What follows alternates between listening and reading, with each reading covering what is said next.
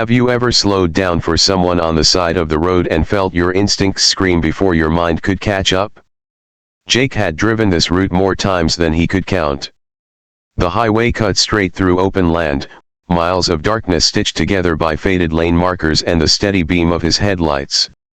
It was past 2 in the morning, the hour when the road feels abandoned, when even the wind seems to hold its breath. His cab smelled faintly of diesel and stale coffee, and the engine's vibration hummed through his bones like a second heartbeat.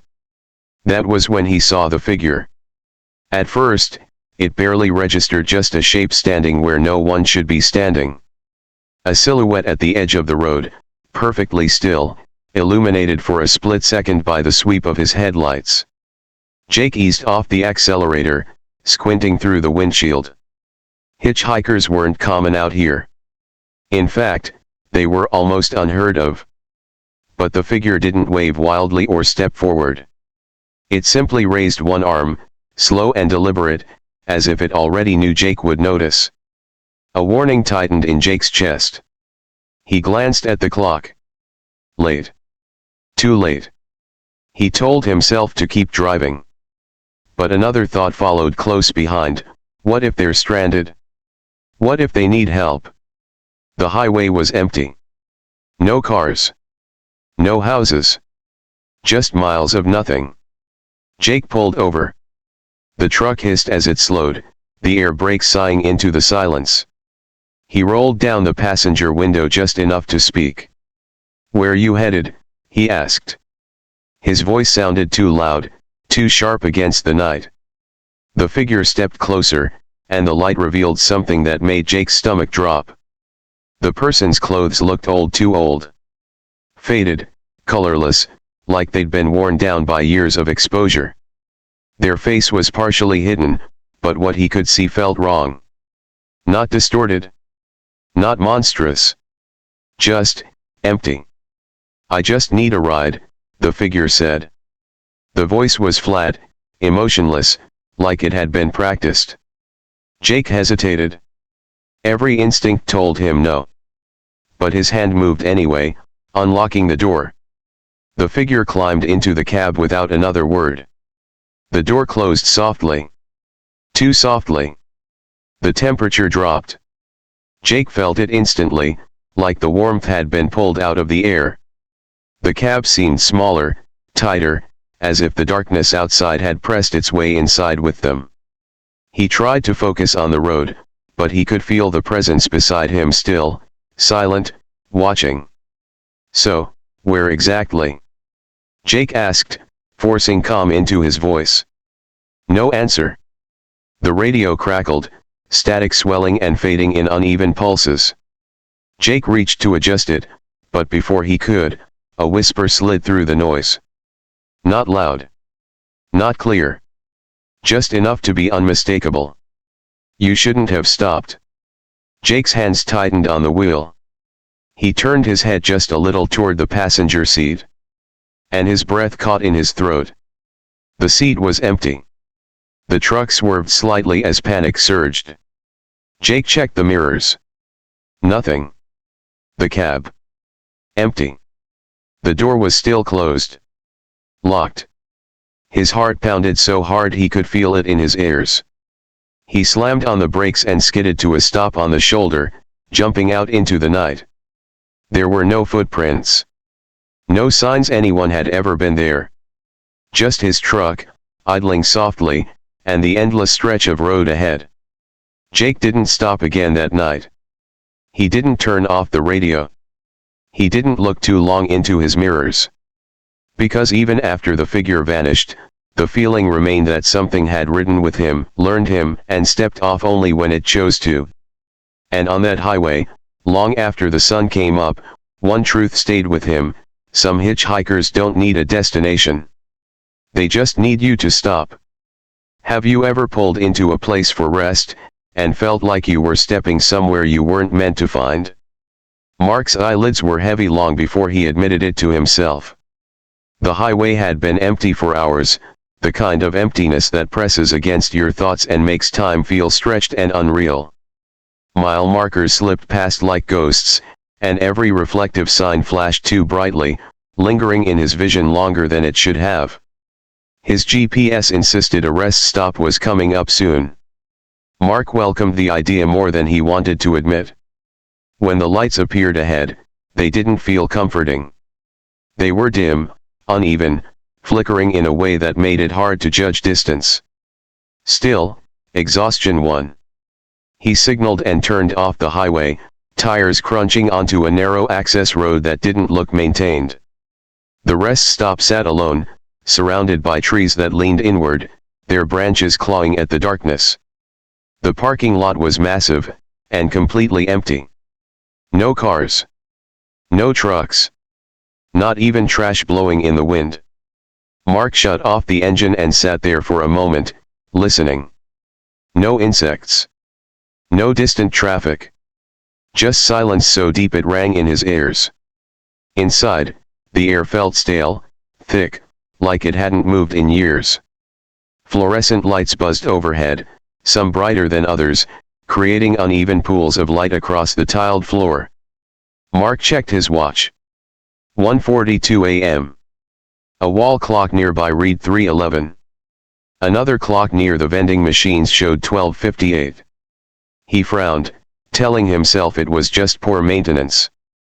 As he walked deeper inside, the building seemed to stretch. Hallways felt longer than before. Doors appeared where there hadn't been doors. The vending machines hummed softly, stocked with the same snack repeated over and over, the labels slightly off, the colors wrong, too faded, like photocopies of real things. Mark used the restroom quickly, uneasy the entire time. The mirror above the sink reflected him normally at first, then, for just a moment, his reflection lagged behind. He turned his head. The reflection followed late. His pulse spiked. He stepped back, blinking hard, and the reflection snapped back into place. He hurried outside. The parking lot had changed. The angles felt wrong. The lines on the pavement didn't lead anywhere familiar. The exit sign pointed toward a road that hadn't existed when he arrived. Mark walked faster, keys clenched tight in his hand. His truck was there, but it felt farther away than it should have been. When he reached it, the door resisted for a split second before opening. He climbed inside, slammed it shut, and locked it immediately. The engine hesitated when he turned the key. 1 second.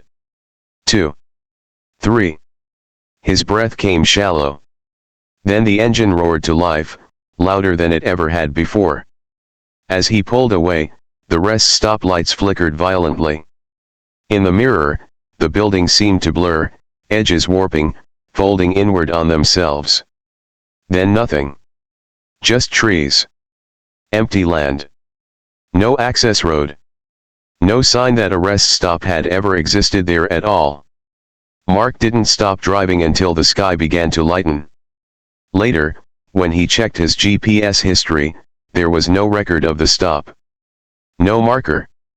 No deviation from the highway. But sometimes, when he drives at night and exhaustion creeps in, he sees those same flickering lights far off in the distance waiting. Because some places on the highway don't exist to help you rest. They exist to see who's tired enough to enter. Have you ever checked your mirrors and realized something was following you, even though the road behind you was supposed to be empty? Alex had always trusted his mirrors. On the road, they were more than tools, they were instincts made of glass and metal. That night, the highway cut through flat, open land, the kind where you could see for miles in every direction. The sky was clear, the stars sharp, and the road so empty it felt abandoned by the world itself. The first time he noticed the headlights, he barely reacted. A faint glow far behind him, steady and low. Another trucker, he assumed. Nothing unusual. He kept his speed, letting the miles roll under his wheels. 10 minutes passed. Then 20. The headlights were still there. Same distance. Same position. Alex frowned and adjusted his speed, slowing slightly. The lights slowed too. He sped up. They matched him perfectly. A quiet unease settled in his chest. This stretch of road didn't have many exits. There was no reason another truck would stay locked behind him for so long without passing or falling back. He checked his side mirrors. Nothing. No outline. No reflection. Just empty darkness. But in the rearview mirror, the headlights burned steadily, unwavering, like eyes that never blinked. Alex took the next exit, an impulsive decision. The ramp curved sharply, dropping into a small service road. He expected the headlights to overshoot, to keep going straight. They didn't. They followed. His heart rate spiked. He turned onto a narrower road. Then another. Each turn felt heavier, slower, like the night itself was thickening. The headlights never wavered. No engine sound. No horn. Just silent pursuit. Alex rolled down his window slightly, straining to hear anything over the engine. Nothing. The silence pressed in, broken only by his own breathing. He glanced at the clock. It had been 2:17 a.m. for far too long.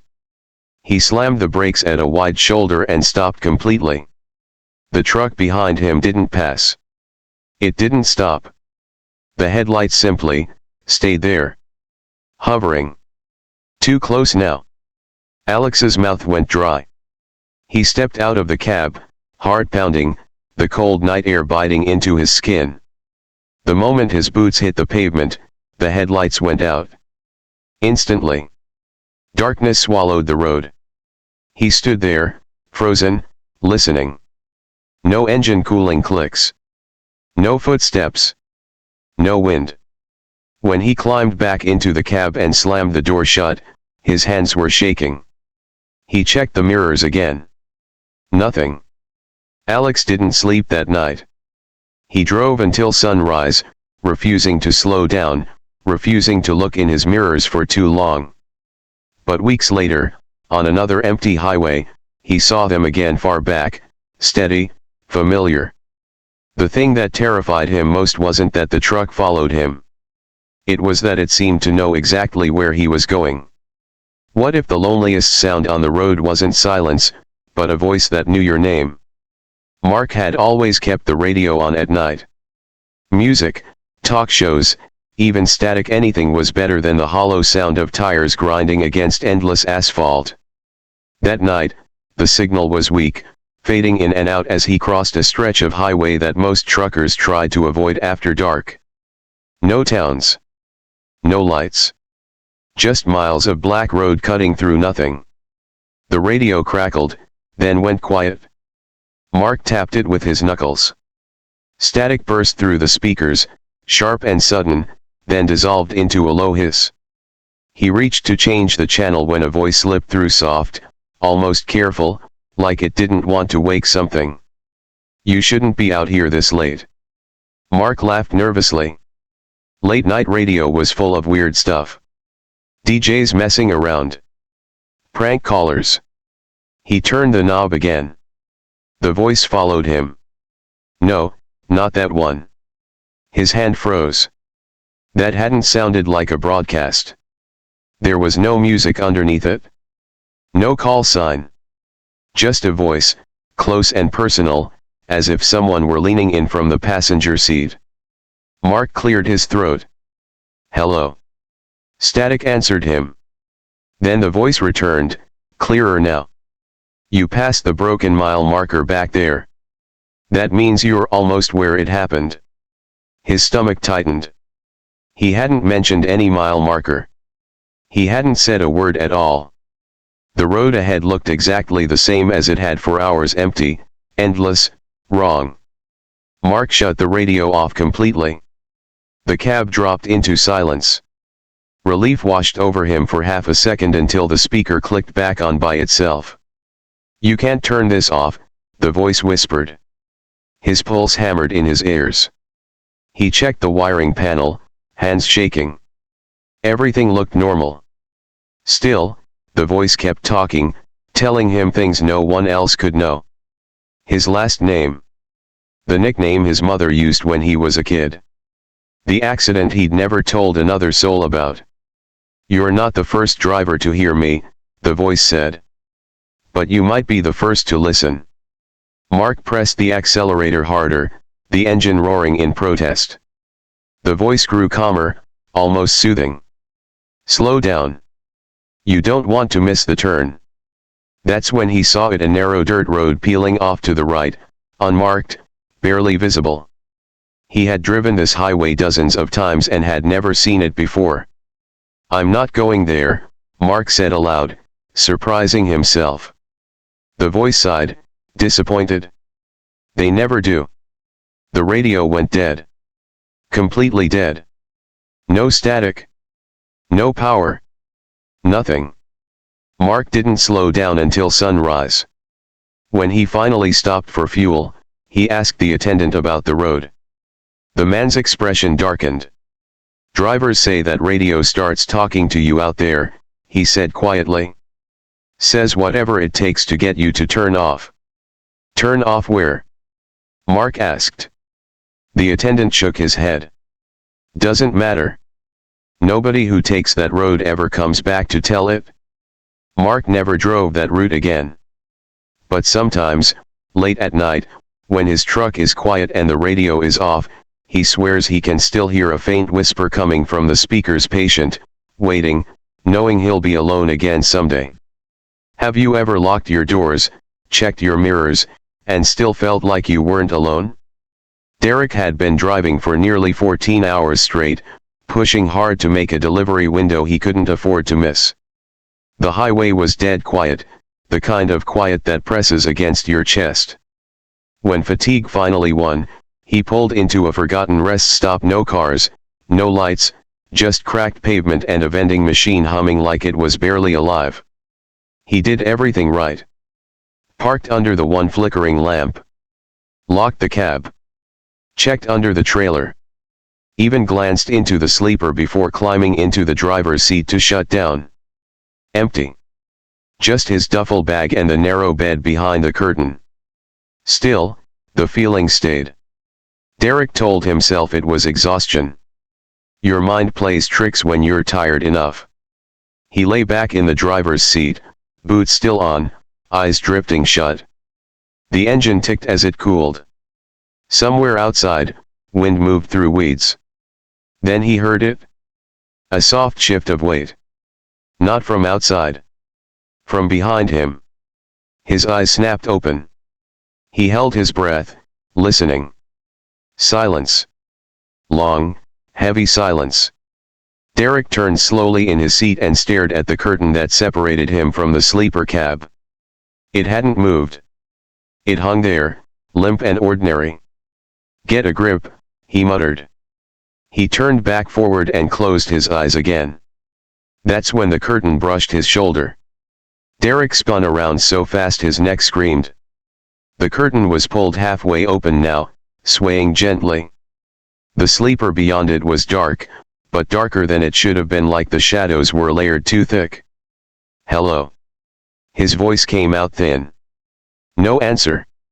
He reached for the overhead light and flicked it on. The sleeper was empty. Bed untouched. No footprints. No signs anyone could have been there.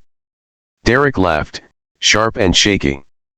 He pulled the curtain closed with more force than necessary and locked the cab again, even though it already was.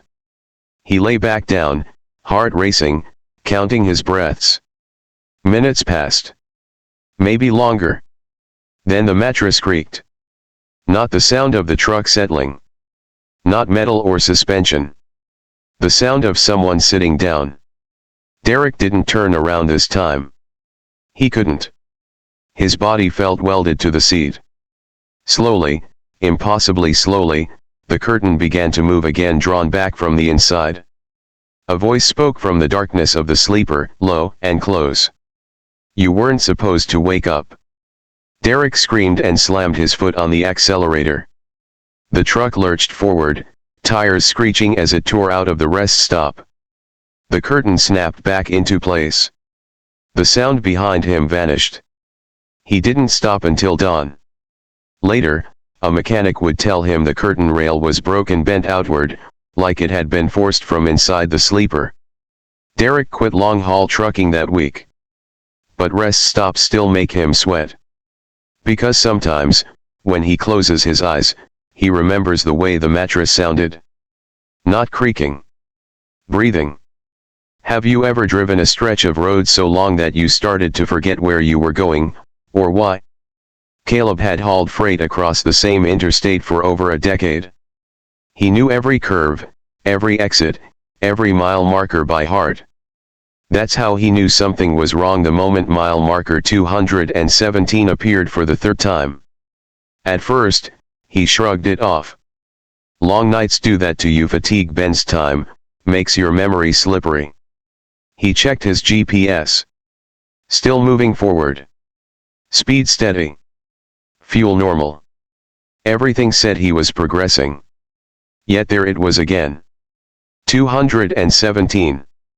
Same dented sign. Same faded numbers. Same dead tree leaning toward the road like it was listening. Caleb slowed down, heart thumping harder than it should. He told himself he'd imagined the first 2 times. But then the radio crackled to life, cutting through the hum of the tires. Still with us, driver? Caleb jumped. Yeah, he replied.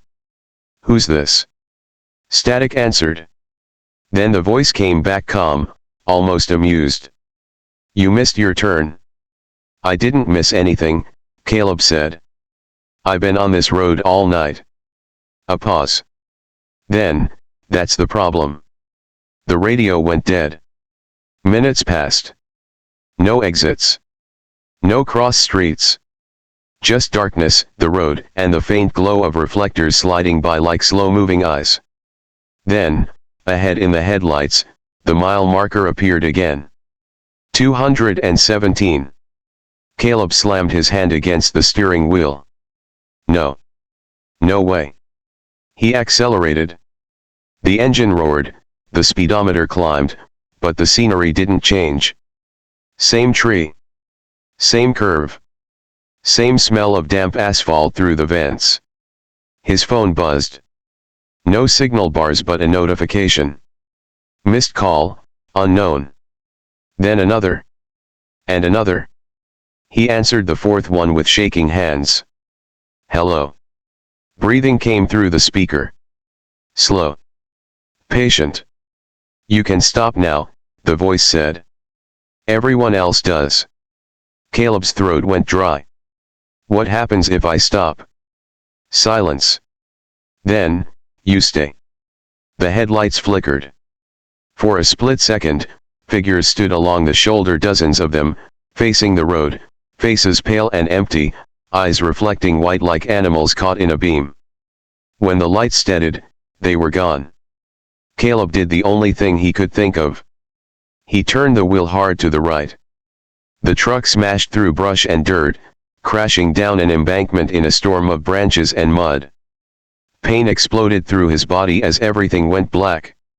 He woke up in a hospital. They told him he'd been found 3 miles off the interstate, unconscious but alive. No explanation for how his truck got there. No reports of missing drivers. No record of mile marker 217 being unusual. But Caleb knows better. Because sometimes, when he drives at night, his radio clicks on by itself. And a calm voice asks. Still with us, driver? Have you ever slowed down for someone who looked like they desperately needed help, and wished you hadn't? Marcus was running heavy that night, his trailer packed tight and his mind already counting the hours until he could shut down. The way station ahead was supposed to be closed, every sign said so. No lights. No open lane indicators. Just a dark building squatting beside the road. That's why he almost didn't slow down. Almost. Standing near the scale, illuminated only by his headlights, was a woman in a reflective vest. She was waving one arm slowly, deliberately, like she'd been doing it for a long time. Her other arm hung limp at her side. Marcus checked his mirrors. No other vehicles. He tapped the brakes and rolled forward, easing to a stop. "You okay?" he called through the cracked window. The woman stepped closer. Her face came into view and Marcus felt his stomach drop. Her skin was pale, stretched too tight, like it didn't quite fit her skull. Her eyes were open wide, unblinking. "You're overweight," she said. Her voice was wrong. Flat. Hollow. Like it echoed inside itself. "The station's closed," Marcus replied. "You shouldn't be out here." She tilted her head slowly. "It's open for you." The way station door behind her creaked. Marcus hadn't seen it open. He was sure it hadn't. Inside, the building was completely dark. "I can't," Marcus said, already rolling up the window. "I'll call it in." The woman smiled. Her mouth opened too far. "You already stopped." The truck shook violently as something slammed against the trailer. Once. Twice. The cab rocked like it had been hit by another rig. Marcus hit the gas, tires screaming as the truck lurched forward. In the side mirror, he saw the woman standing perfectly still, arm raised again, waving. Behind her, the way station was no longer empty. Figures filled the doorway, dozens of them wearing old uniforms, faces crushed and twisted, eyes fixed on the road. Marcus didn't stop driving until daylight. Weeks later, curiosity got the better of him. He looked up the way station. It had burned down 20 years ago. 3 truckers died inside. All of them had pulled in after hours. Marcus won't stop at closed stations anymore. Because sometimes, the people waving you down, aren't trying to help. One more story remains. Have you ever felt that strange relief when the sky begins to lighten, only to realize the night isn't done with you yet?